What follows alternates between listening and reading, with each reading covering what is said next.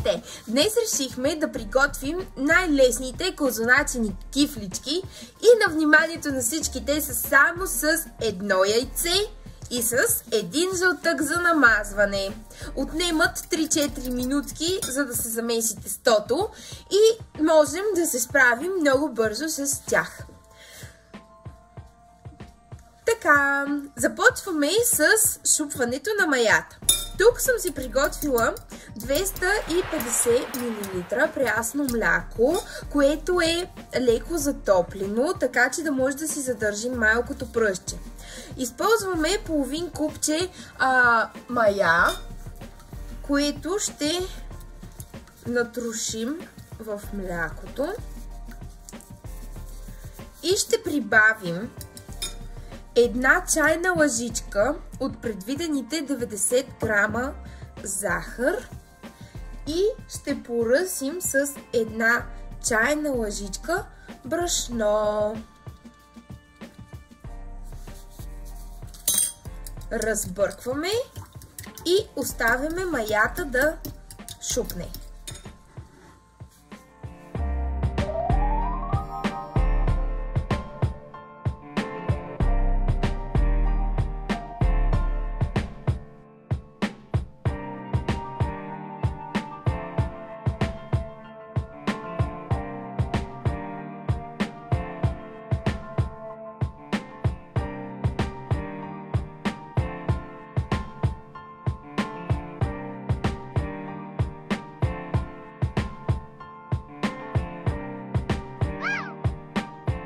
След като маята шупне, си пресяваме 550 грама брашно.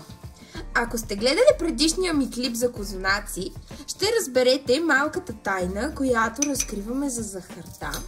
А именно, че за да може да стане тестото по-пухкаво, захарта, която прибавяме, трябва да е леко разтопена с малко топла водичка или мляко, а не да я прибавим директно на кристалчета. Така, започваме с прибавянето на продуктите. Правим си кладенче в пресятото от нас брашно. Прибавяме шупналата мая.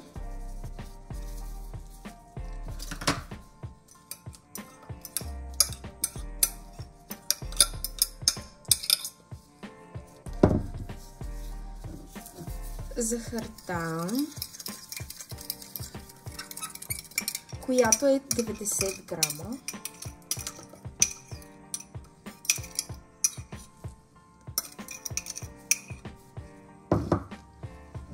Едно яйце.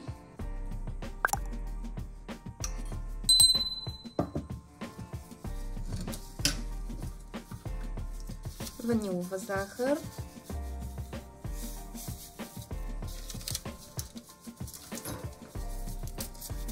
Четири обикновени ванили.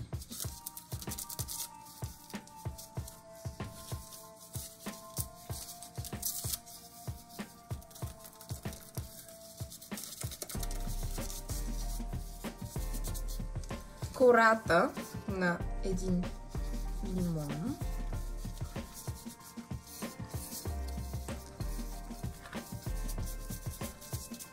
И малко, около една чайна лъжичка, някакъв алкохол. Аз прибавям ром. Също така трябва да добавим и предварително разтопено масло с олио, като сега ще добавим малка част от него и след това като почнем да месим тестото извън тавичката върху постелка, ще продължим да си добавяме от сместа. 50 грама масло и 50 грама олио, предварително разтопени. След като добавихме всичко, е време да Започваме да замесваме тестото.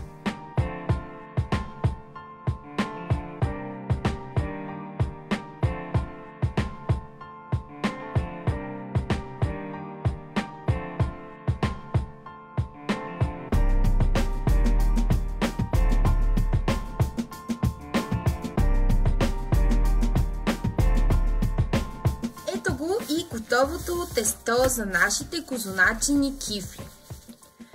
Време е да го оставим в тавичка и да изчакаме да втаса.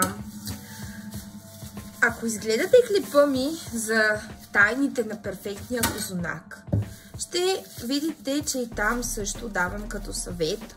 Ако тестото по време на месене и при прибавяне на мазнина ви се струва много меко, може да си добавите малко пресято брашно, докато стане с такава консистенция. Също така оставяме малко от мазнината, за да може да намажем плота, след като тестото втаса и го разточим в кръг, за да направим кифличките. Сега поръсваме с малко брашно тестото за козуначени кифли. Завиваме го и оставяме да втасва. Ето го и нашето вече втасало тесто. То удвои размерите си и е с страшно меко и пухкаво.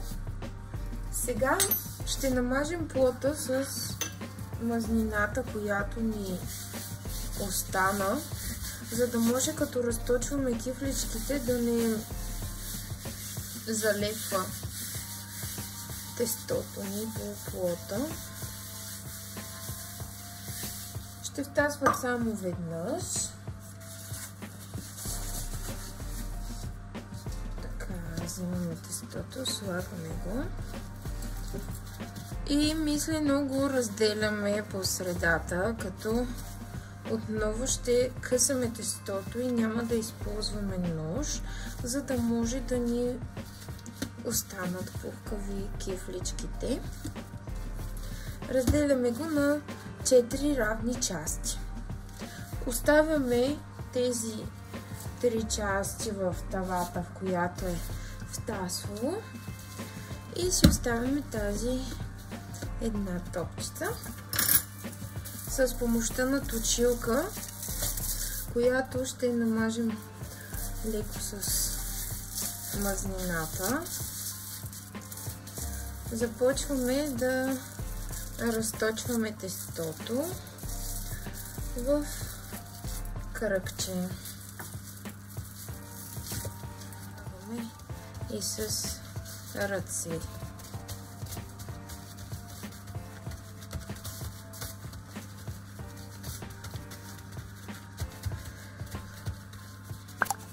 Така.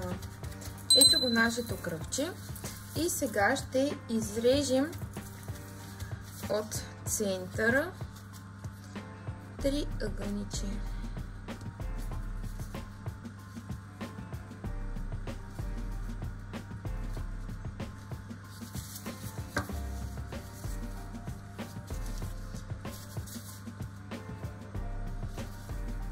Стараем се да са горе-долу равни, за да могат да се пекат равномерно в фурната.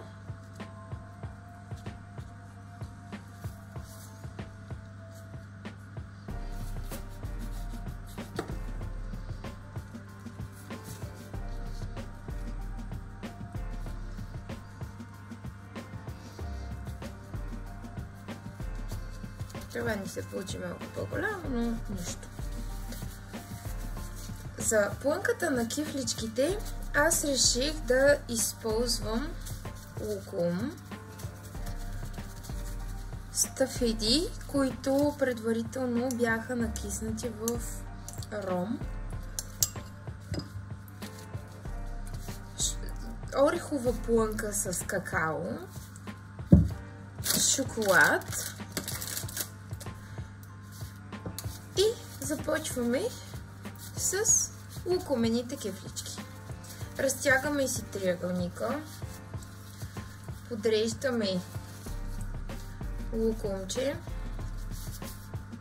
Ще сложим малко стафеди, при което хващаме крайчетата на тестото, завиваме ги леко, настъпваме с пръст и започваме да навиваме нашата кифличка. Така, готовите кифлички подреждаме в тава върху хартия за печене.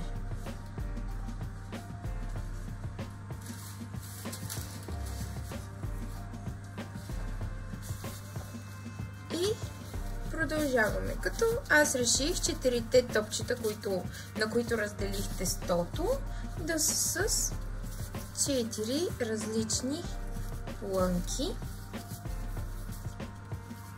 Отново слагаме лукума, стафиди. Може и да не слагате стафиди, може да направите само с лукум. Или по желание, каквато друга плънка искате. Навиваме като рулце. И кефличката ни е готова.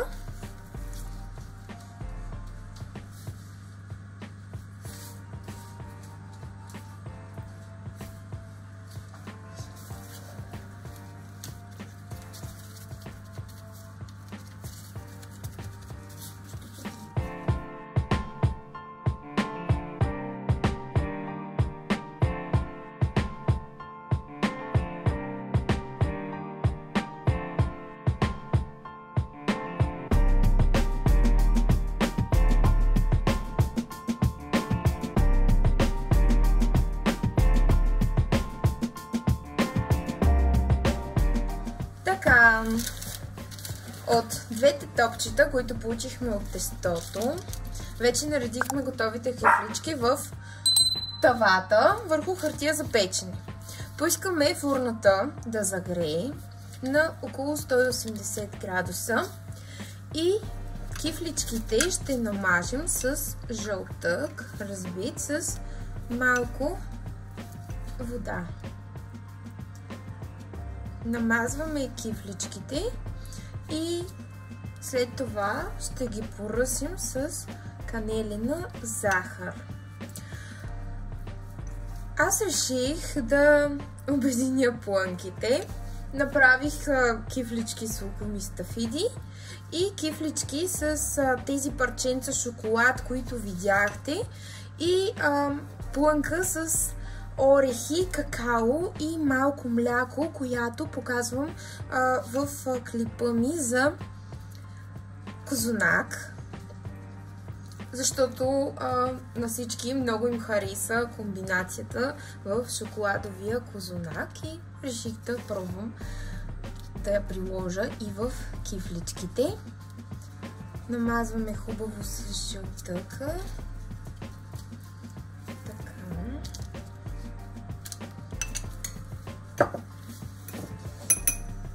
И сега ще поръсим с мокра канелена захар, която просто в кристална бяла захар изсипах канела на вкус и разбърках добре. Мокрим си отново ръката и правим захарта седно като трошички да изглежда, за да не загори при печенето.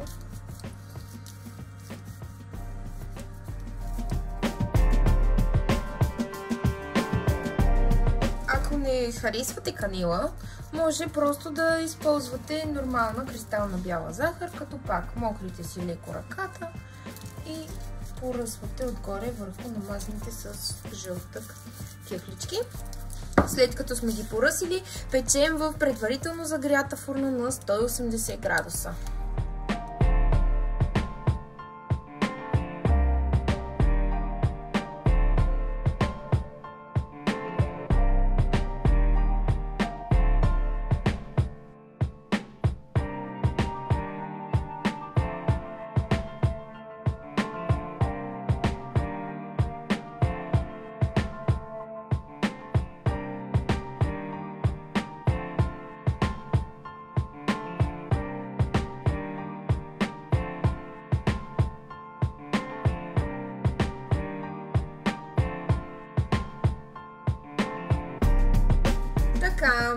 Докато приготвяхме и на вторите кифлички, първите вече са почти готови. Важно е да ги наблюдавате, за да не изгорят. Сега намазваме отново кифличките с разбития жълтък и ще поръсим с захар. Ако харесвате, примерно, повече сладко или мармалад, може да сложите каквото искате в кифличките. Не е нужно задължително да са точно тези плънки. И формата, отново повтарям, предварително загрята на около 180 градуса. И сега отново мажем нашите козуначени кифлички. Мокрим ръката в малко вода, стриваме захар и поръсваме. Ако искате да си направите и козунак, може да потърсите рецептата за тайните на нашите великденски козунаци в нашия YouTube канал.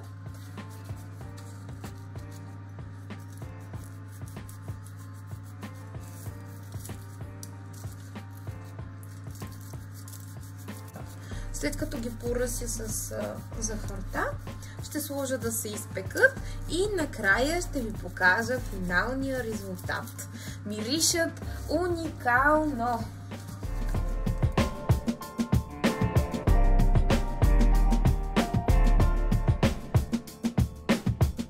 Ето го е финалния резултат.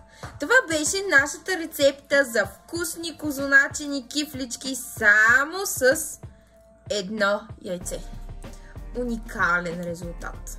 И са много вкусни. И изглеждат невероятно. Ако рецептата ви е харесала, моля, абонирайте се за канала ни. Харесайте клипа, пишете в коментарите дали са се получили при вас. Много се извинявам, че някои са по-големи. Наистина се постарах да ги режа еднакви, но просто не ми се получиха. Но важното е, че на лице е финалния резултат и всички изглеждат уникално. Отново ще ви помоля да се абонирате за канала ми, да харесате видеото, да го споделите с приятели, да харесате нашата Facebook и Instagram страница. Очаквайте следващата седмица новото ни видео, което отново ще се постараем да ви изненадаме. И ако сте решили да правите великденски козунак, харесайте или прегледайте нашата рецепта, в която разкриваме много малки тайни за перфектния козунак. Благодаря!